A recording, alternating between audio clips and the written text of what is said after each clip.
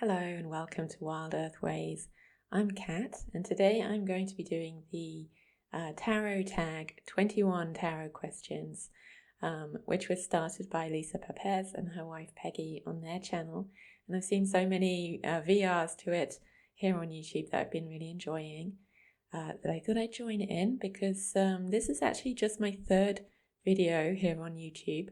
So I thought this tag would be a nice way to introduce myself and share a few of my decks here. So I'm going to start off with the first question. What is the deck they'll have to pry out of your cold dead hands? And I'm interpreting this as being which is the deck that is so important to you, that you really love and would never leave your collection.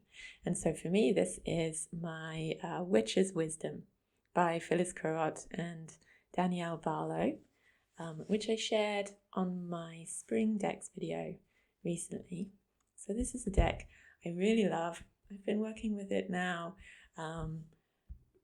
maybe I guess over 2 years, and I use it at least every week, and I look to this deck for connecting me with nature and with the living earth, the ecosystem, and helping me to think about the way I want to show up in the world, the way I want to align my actions with what the earth needs.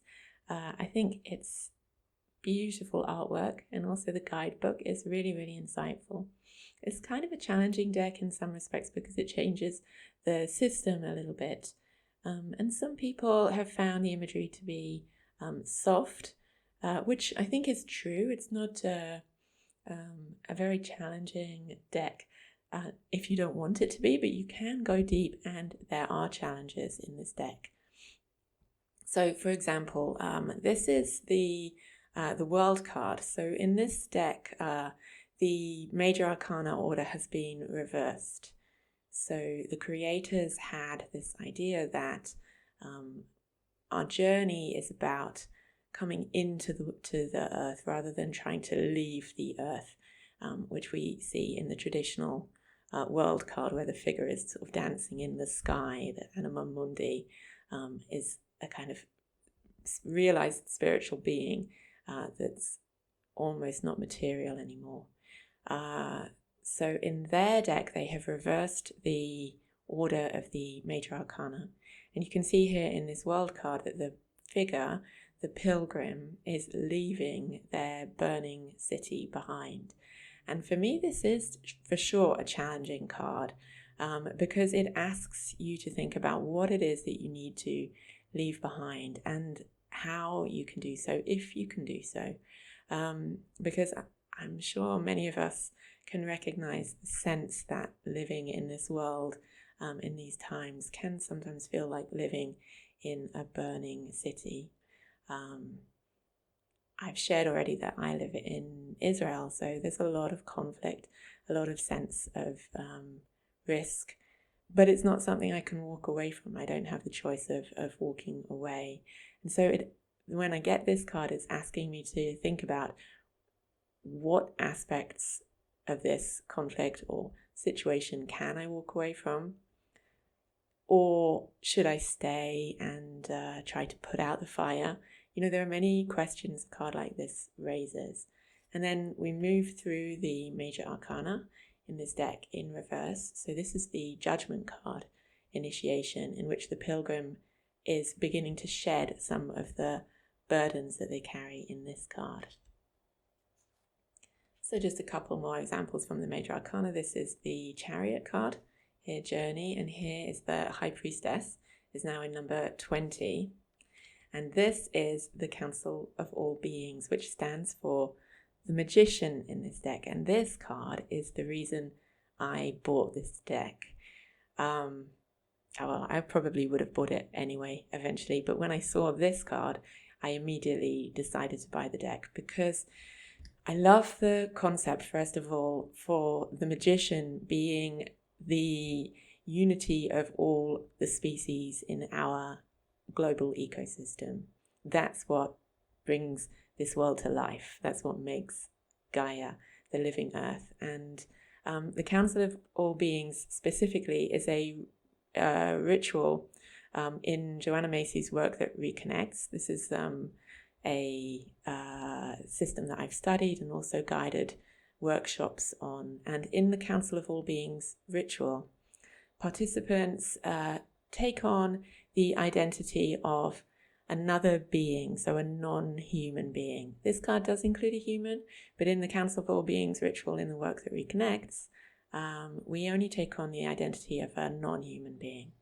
And then we come to the council and share the concerns of those beings about what's happening in the world today, and also share those beings' gifts for the humans. So humans are also struggling in this time of climate change and conflict and fast change in the world. And so the beings also share their gifts and wisdom in this workshop ritual. It's a very powerful practice, and I think it's amazing to see this included in this card. And then we come to our final card, the Pilgrim, as the woman steps confidently and with so much assurance out into the world with her fox companion, the soil below her and the stars above. It's an amazing deck. I can't speak highly enough of it or with enough gratitude to the creators. So this for sure is never going to leave my collection. I did hear that later this year they're going to release a new edition with a smaller size and a different cardstock, which may be good for people who have found this cardstock to be difficult to work with. For me personally, it doesn't matter. I will take it in any form of cardstock or size. So I love this deck so much. All right, so that's The Witch's Wisdom by Phyllis Carrott and Danielle Barlow. And the next question is, what's your guilty pleasure deck? And I had to think about this a lot because, to be honest, I don't feel guilt about my decks. I use them, and I feel that with the decks I'm supporting artists and writers, creators. So I don't really feel guilt when it comes to my tarot and oracle decks. I've chosen this one, The Secrets of Wandwood, which is an independent deck created by Jackie Lovesey. I bought it on Etsy, and I'll share the link below. And the reason I've chosen it is simply because I haven't used it yet. So I feel a little guilty that I haven't yet used it, and I bought it for a specific purpose, which I'll explain. So The Secrets of Wandwood comes with this nice guidebook, and every card has a story accompanying it. And these are the cards. These are the very cute backs, and you can see in the images for this deck, they're really cute, and each of the scenes has these interesting kind of fantastical characters and some kind of story going on, some setting and events happening. And so the reason I bought this deck was to share with my children that it would be a kind of bedtime story. We could draw a card and read the story as a bedtime story. And the reason it's a guilty pleasure at the moment is that we haven't done that yet. So we've been finishing off reading our latest book. That was Alice Through the Looking Glass, which we enjoyed a lot and made us laugh a lot. And now that's finished, we'll move on to this collection. And I think it will suit my kids' sense of humour and imagination. So I'm looking forward to reading it. But I should say I haven't done so yet, so I can't be certain that all of the cards are suitable for children, but I get the feeling that they will be, and maybe I'll report back in a future video about that. And once I've used it, I won't feel guilty about it anymore. It'll just be another deck I'm happy to have in my collection. So that's The Secrets of Wandwood by Jackie Lovesey. So I'll try to share links for independent decks which are available directly from the artists, so that we can support their work. I won't share links for mass market decks because I'm not certain where people buy those from specifically. And I myself don't use Amazon. That's my personal choice. And I live in a country where it's actually quite difficult to buy mass market decks if you don't use Amazon. So I tend to buy them from like once a year or so. I visit the UK and I can buy them from an independent bookseller there, and that's how I can. And sometimes I can get them delivered from other retailers, independent booksellers. So that's how I get my decks, but I won't share links for that because I know it's different for everybody. Now, the next question is, what's the deck you wish existed? And for this, I thought I would love a tarot deck version of the Odyssey. I would love a fully illustrated deck that would tell the story of Odysseus and all the different characters he meets on his journey, the incidents. I love this book, and I think it would make an amazing tarot deck. And similarly, the same again for Ovid's Metamorphosis. So a shape-shifting deck situated in the ancient Greek mythology. So rather than a deck of deities, a deck of stories and shapeshifters. I think that would be amazing. In general, I would love a great shapeshifter tarot deck. I know that there used to be one. Lisa Hunt painted a shapeshifter tarot deck, but that's out of print now. And so if it was republished, that would be fantastic. I would buy that, but I still would love to see a shapeshifter deck based on Metamorphoses. Maybe one day such a thing might exist. So the next question is, what deck would you give to a new reader? I'm going to flip through my shadowscapes as I answer that. I think the deck I would give to a new reader depends on the reader's interests. So I have given a few decks to new readers, and I've given a cat deck to somebody who loves cats, a flower deck to a keen gardener, and another deck I've given to a beginner, which I think was a really nice, is a nice choice for in general, is the Illuminated playing cards. So it's not strictly speaking a tarot deck. It's a 52 card playing card deck, and the creator, and I've unfortunately forgotten her name. I don't have this deck myself in my collection, but she has mapped the tarot onto the playing cards. So each card has an illustration representing a tarot-based scene. And the reason I think this is great for a beginner is because it's not really a tarot deck. And so they can use this deck to just play cards. And if the tarot starts to interest them, then they can pick it up from there if they wish. But you don't have to read it as tarot. So me and this person, we play cards together sometimes, and we use this deck as a playing card deck, and it's a fun one to use. We actually use this one, which is the night and day version. So there's two decks of cards. One is a kind of light coloration and one is a darker coloration. They're very beautiful and very clever. But like I say, you don't have to sort of freak somebody out with the idea of divination if that's not their cup of tea.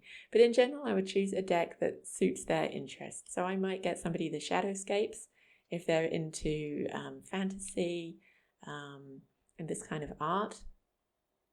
I might not get somebody the RWS.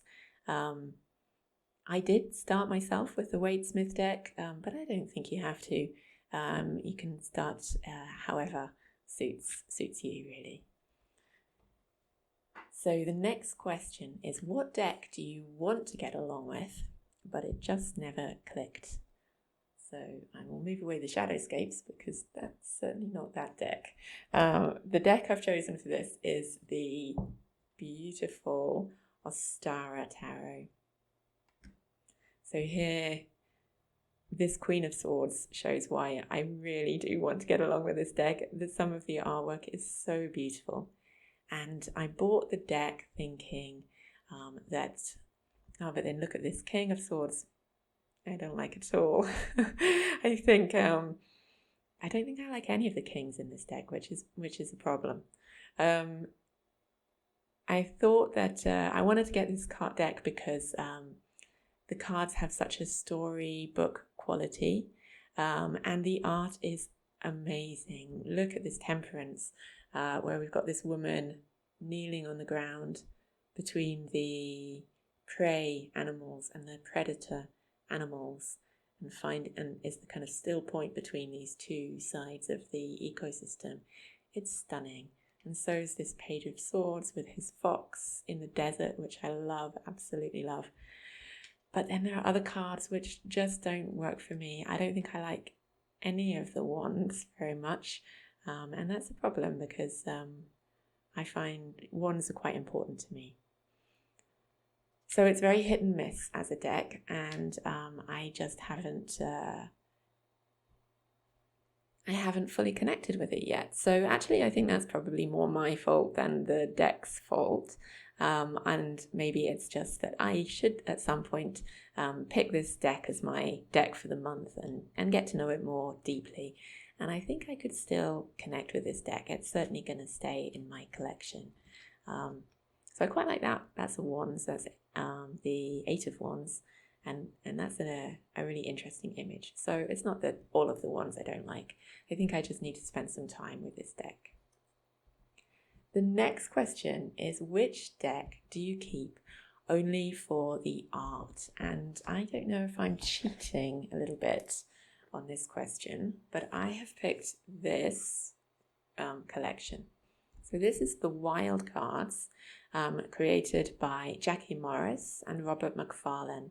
And these are postcards of art based on their books, The Lost Words and The Lost Spells, which are amazing books, beautifully written and beautifully painted, and very special to me and my children. And this deck, well, it's huge. For a start, it's huge. So I'll try and pull out the postcards. Is 100 postcards of Jackie Morris's stunning paintings, and every piece is a work of art. Look at these swifts flying over the ocean with this energetic sky. It's just beautiful. And this fox looking at the silver birches in the snow. And here's a seal diving deep beneath the waves, the water. The cards all have different perspectives. So some are up close, like this one. And then some have this beautiful gold colour, like in this hare and goldfinches here. And they all have on the back of them some words from Robert McFarlane's writing in the book. Well, not all of them.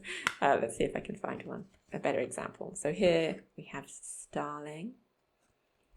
And the words are ghostly, swirling, surging, whirling, melting, murmuration of starling flock. That's from the Lost Words. And here we have these goldfinches over the dandelions.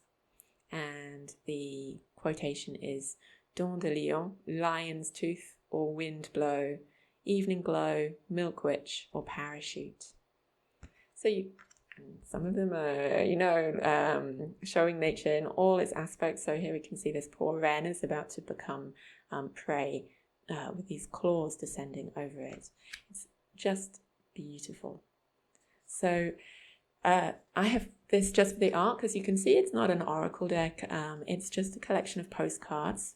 But I did have this idea that I might at some point, since we've got 100 cards here, I might at some point select 78 to make my own kind of tarot deck from this collection of postcards. So that's a project I might try to do in November. When I got this, I paid £15 in England, and I expected that we would have maybe 20 different cards with multiple copies of the same card, but no, they're all different and they're all completely stunning. So this is the Wild Cards by Robert McFarlane and Jackie Morris, which I currently keep just for the art because I just love to enter this world, this vision of the world. But maybe one day I'll find another way to include it into my practice.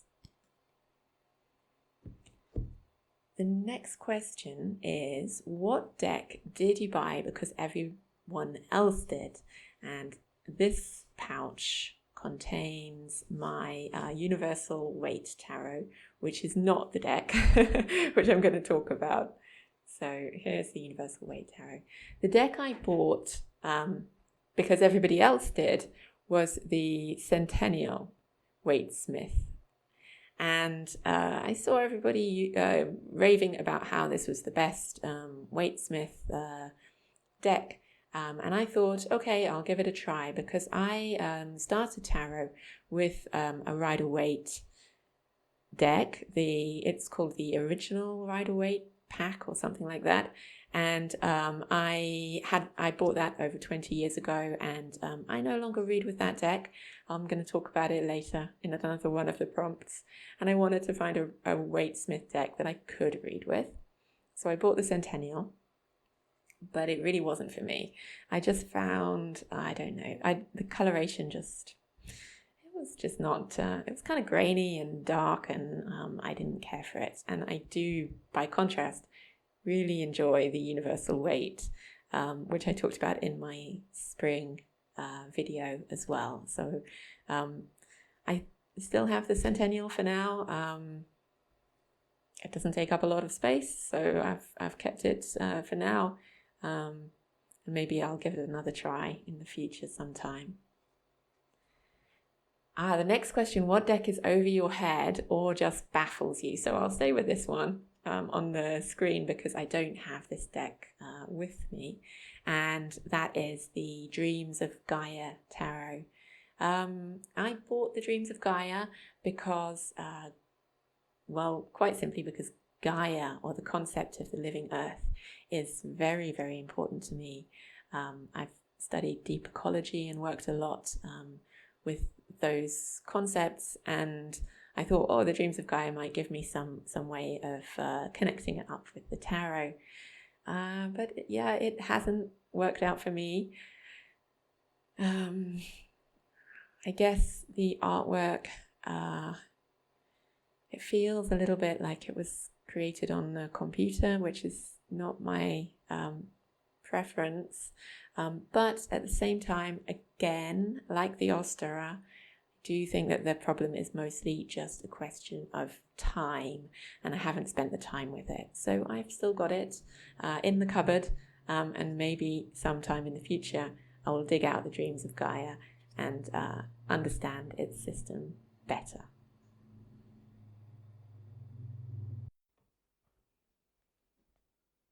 The next prompt is, what deck surprised you? And for this I've chosen the Bianco Nero Tarot by Marco Proietto. And this is a gorgeous black and white deck, mass market by US Games. Here are the lovely backs. And I chose this deck simply because I wanted a black and white deck, and sometimes, all the color and details can be a little overwhelming. I just wanted like a kind of palette cleanser deck, a black and white deck, and I chose this one. Also because I do think that many of the images are very beautiful, like this temperance. The figures in this deck are just gorgeous, and I enjoy the artwork, even the darker cards. I think the artwork is really, really interesting. Another reason I chose this deck, I'll see if I can find any, is that I really like the court cards, and I like the knights especially. I'm not sure if we've got any here because they're all on horseback, like this here, Knight of Swords. Because I do enjoy seeing the knights on horseback like this, like from an Arthurian story, feeling that kind of energy in the knights cards. And I do find that not so many modern decks have knights on horseback, so I appreciated that in particular about this deck. So you can see that my reasons for choosing this deck were pretty shallow, and I wasn't really sure what role it could have in my collection. But then I've actually found that the readings from this deck are really good. Very, very clear, very interesting, giving different aspects, different perspectives on the questions which I'm asking. So, for example, in the little white book, there is there's a spread called the Black and White Goals spread, which I've used with this deck a couple of times, and I found it gave really nice readings. And yeah, it's more than just beautiful images. It's a really refreshing and thought-provoking deck that gives me a chance to come at my questions from a different perspective and get clear answers. So that's the Bianco Nero Tarot, which is the deck that surprised me. Now, the next question is, what deck doesn't really work for you, but you keep it because it's a collectible? And for this, I have chosen the reproduction that I have of the Visconti Sforza Tarot. Now, I don't think that this is necessarily collectible, and really I'm keeping it for art reasons. So I could have used it in the earlier prompt, but this is a reproduction of the Visconti Sforza deck. I guess probably most people are familiar with it, and it's not really a usable tarot deck. So for a start, the cards are huge, and the purpose is just to be a reproduction. You can see the backs are just plain like that. So I bought this deck, I don't know, maybe around 20 years ago when I was doing my master's in medieval studies, and I was taking a course on medieval magic, and I already had the Rider-Waite deck, and I saw this deck in the bookshop of the British Library where I was studying manuscripts, and so I picked it up because I was intrigued by the art, and I keep it as a part of tarot history, and also because it reminds me of that time when I was living in London and doing my master's and my PhD in medieval literature. So it makes me think of that, and I do find the imagery very interesting, but it's not one I would ever read with. Oh, I hate this strength card. It's terrible. And then yeah, you can see it's a deck I keep because it's a part of tarot history and also part of my personal history. Now, the next question is, what deck is your favorite gilded deck? And this is quite easy for me to answer. That is the Orbita Tarot, an indie deck created by Nicole Rallis.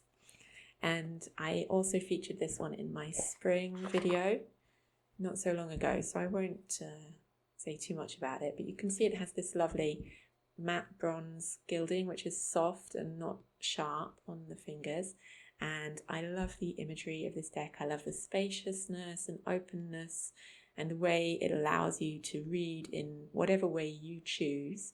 I also like the poetry of the guidebook and the concept of the deck, the connection of the soil and the flowers with the elements and with the cosmic world as well. It's wonderful. So that's my favourite gilded deck, the Orbita. Now, the next question is, which deck do you love but hate the cardstock? Nah, or to be honest, hate is a strong word, and I can't say I feel that strongly about cardstock ever.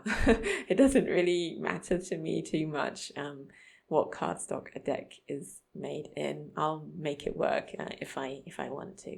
But I have chosen for this the Druidcraft Tarot, which is certainly a deck I love.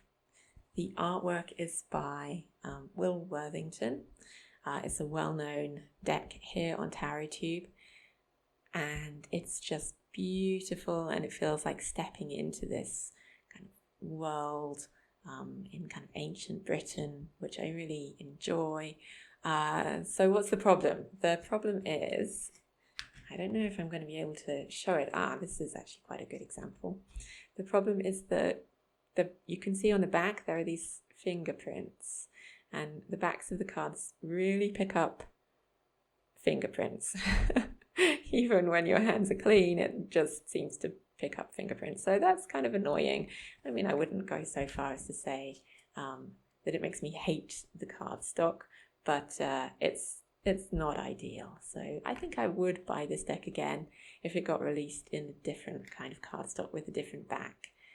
But as it is, I'm very happy working with it as it is. The next question, question 13, is what deck gives you the willies? Now, by this, I think they mean which deck creeps you out.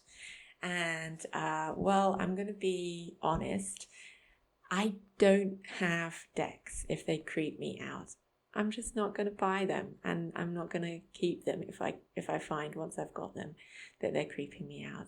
You know, life's hard enough, and I don't want deliberately confrontational decks in my collection. When I come to tarot, I want to feel supported, I want to feel safe. I don't want to feel like I'm being attacked visually or emotionally. So I'm showing here a deck which is the opposite of this question. It's the deck that it never creeps me out.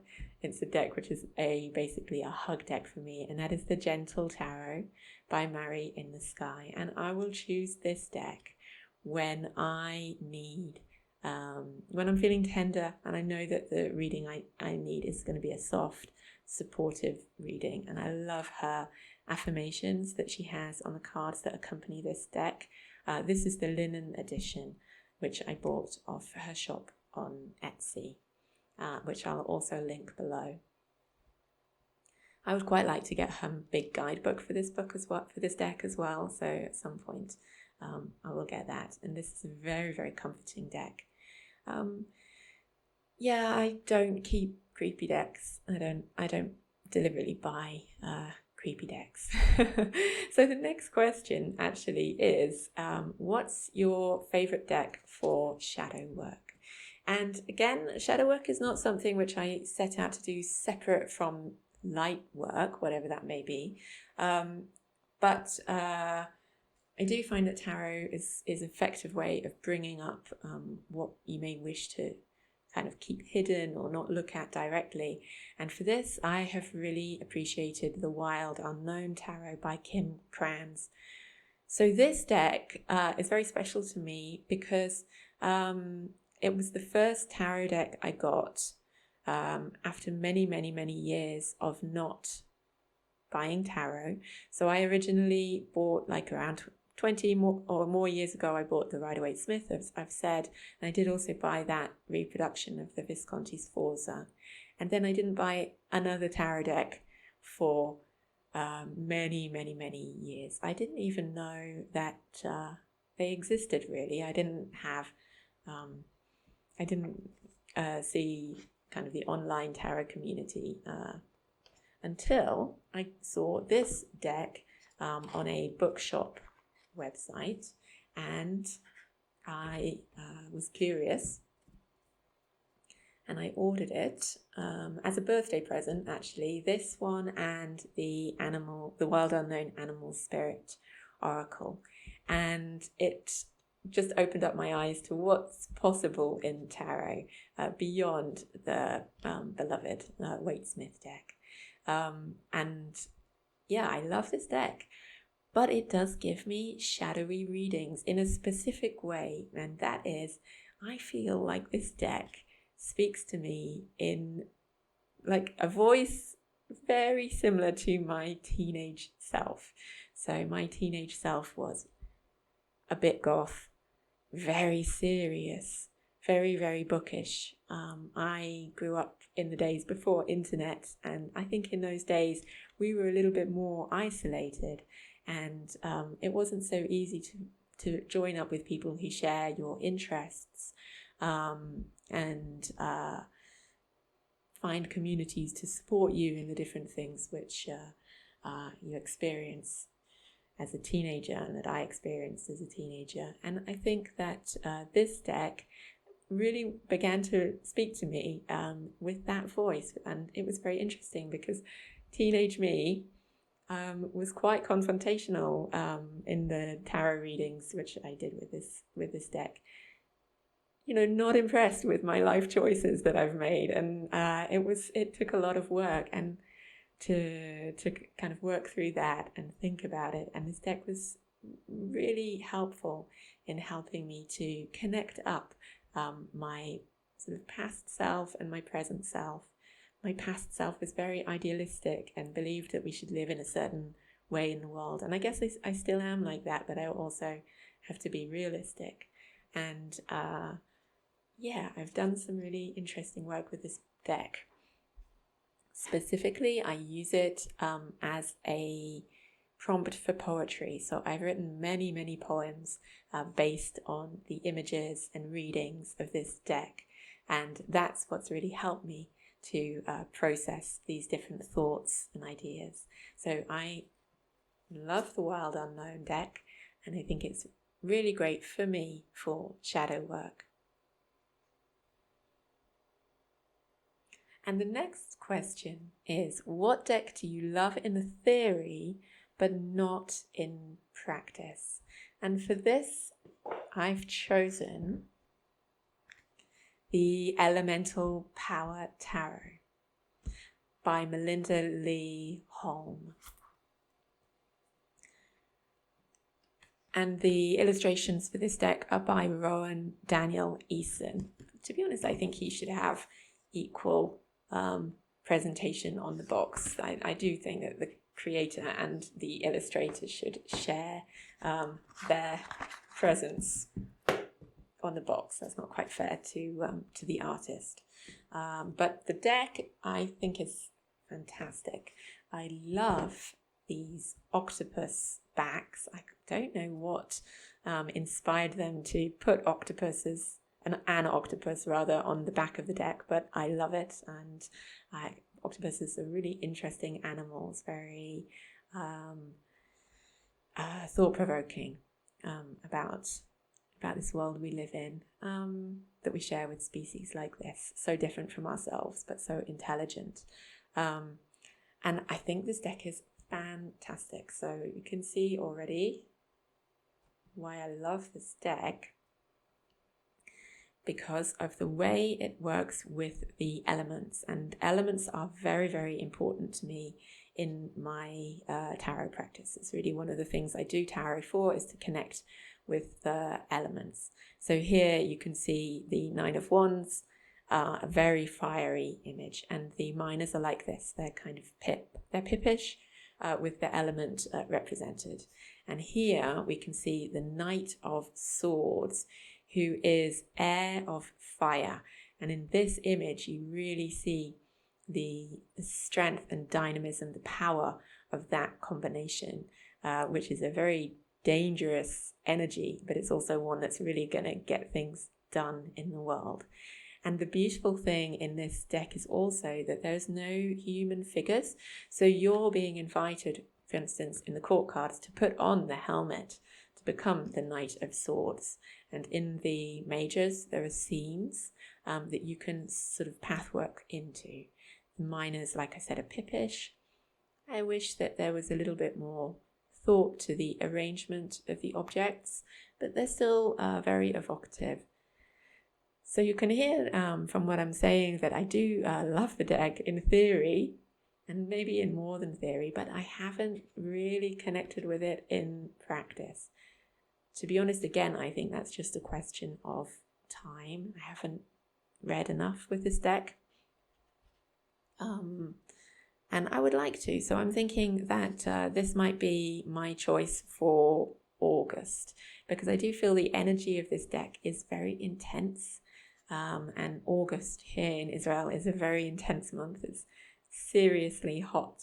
So I think this deck would be a good choice to try out in August. Might be a bit too intense. We'll see how it goes.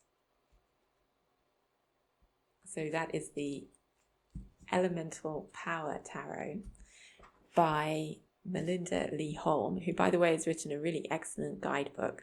The guidebook is excellent. And the artist is Rowan Daniel Eason.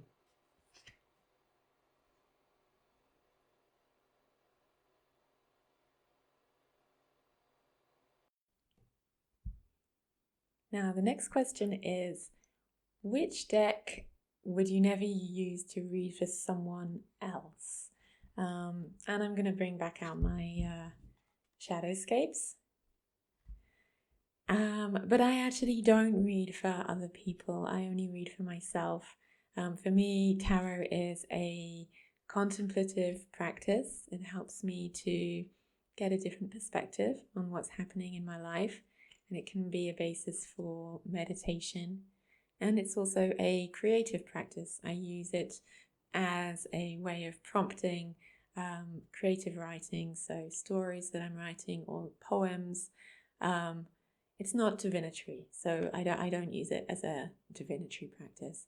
And I would be cautious reading for someone else because of this misunderstanding that I might be trying to predict their future.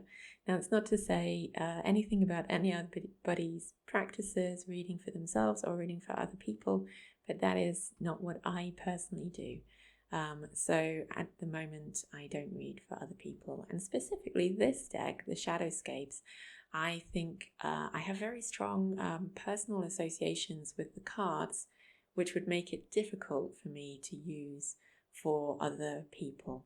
How could I step away from my personal interpretations of the cards to think about it in somebody else's experience? So that's a skill which other people have, but I myself have not practiced or learned that skill. Now, the next question is, what deck would you never use for yourself? So I'm going to bring out a deck which I do indeed use for myself. So this deck is called the Illuminated Tarot, but it's not the one I was talking about earlier. This is the Illuminated Tarot by Carol Herzer, and it's a repainting of the Rider-Waite-Smith. And I do use this to read for myself, but I pulled it out because I'm thinking about the deck, which I don't use anymore, which is my original Rider-Waite tarot deck. And I don't read with that anymore because it's very much associated for me with the time in which I did get it and which I did read with it. So that was a long time ago now, and I don't feel like I'm in the same place or I'm really even the same person. And so I don't read with that deck now. I have kept it for sentimental reasons, but that's it. And if I want Rider-Waite-Smith, I will turn to this deck, which I love. I love the way that Carol Herzer has filled all of these images with light and colour. She truly has illuminated the cards, and I feel this very special energy moving around the figures in the artwork, which I think is stunning. And it really gives me a sense of dynamism and flow in what are otherwise sometimes quite static images. So I really enjoy this version of the Rider-Waite-Smith. I don't read with my original version. And the next question, is what deck could you not bring yourself to buy? So since I don't have it, I'll continue flipping through the Illuminated Tarot. So there are many decks which I can't bring myself to buy, and for different reasons. I won't buy out of print decks. I think if a deck is meant to be in my life, I'll be able to get it, and it's not that big of a deal to me if I can't get a specific unavailable deck, because I have plenty, so I don't really need to kind of buy out of print decks or something like that. I can't bring myself to buy also decks that have very shadowy imagery. I mentioned it before.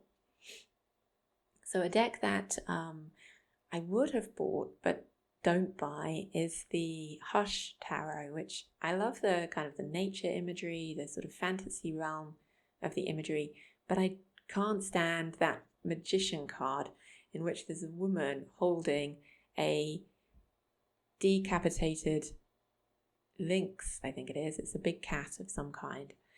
And as soon as I saw that image, I knew I couldn't buy this deck. Because I don't even understand what's happening in that image. She looks triumphant. So it's almost like she's beheaded this cat as part of a ritual. There's no empathy in the image. And yeah, I find it extremely disturbing. And so that's a deck which I couldn't bring myself to buy, the Hush Tarot, specifically because of that magician card. And if there is a card in a deck that I really don't like, I won't buy it, even if other cards are appealing. So the next question is, what's your favourite pip deck? And that is the Tarot de Maria Celia. So this was created by Leonard Jim Narciso. It's a US games deck that comes in this nice tin. These are the lovely backs, and I'll put this one aside for a second. I love this deck. It's a Marseille style deck, but a modern one. So it has these lovely leaves and flowers everywhere, and the style of the people is like cartoonish. So they're quite funny characters in this deck, kind of like in a medieval manuscript or something like that. And I enjoy it. I mean, he hasn't sort of tried to present like perfectly beautiful figures in this deck. They're very individual, and they're very characterful. So I pulled out this one as an example, La Papesse. I love this image of the High Priestess, or La Papesse. Here she is with her book, all wrapped up in her blankets, sort of dreaming perhaps, or thinking about something that she's just read. And I love her kindly but slightly worried expression. And she's a little bit older than sometimes the High Priestess is depicted. I think she's gorgeous and very, very characterful and individual. So I also really appreciate the colour of this deck, the different gentle colour scheme. So I really like this. It's actually my only Tarot de Marseille. And I guess I don't have many true pip decks. There's this one, and there's the Elemental Power Tarot. So it's not much of a competition, but nevertheless, I think this is a great deck, the Tarot de Maria Celia. The next question is, what deck slaps you with the truth? So I guess this means telling the truth in a kind of harsh way, which isn't really true of any of my decks. But I've chosen the Wild Unknown Animal Spirit by Kim Kranz because in this I have had some really interesting times with this deck.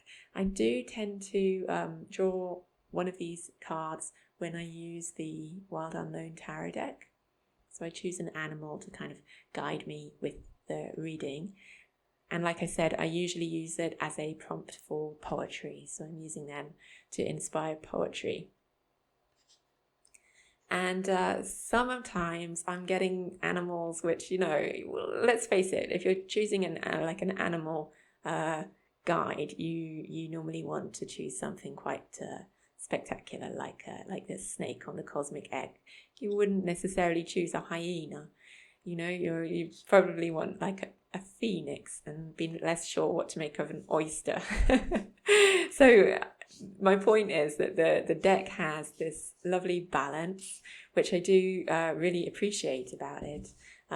So I think that Kim Kranz has done a really good job of showing a kind of a balance in her animal spirit guides, because sometimes you're the swan, like moving through the world with grace, or even a unicorn, but sometimes, you're a raccoon, like hiding your true face from the world, wearing a mask, or an earthworm, or a scared, fearful rabbit, a transformative butterfly one day, but let's see, a cheetah. These are pretty positive, aren't they? Actually, many of them are positive, but they also have other truths in there too, like this shark, which I've certainly drawn. And it always makes me pause and think, what's the shark energy in my life right now? What's that telling me? And usually there is something interesting there to learn.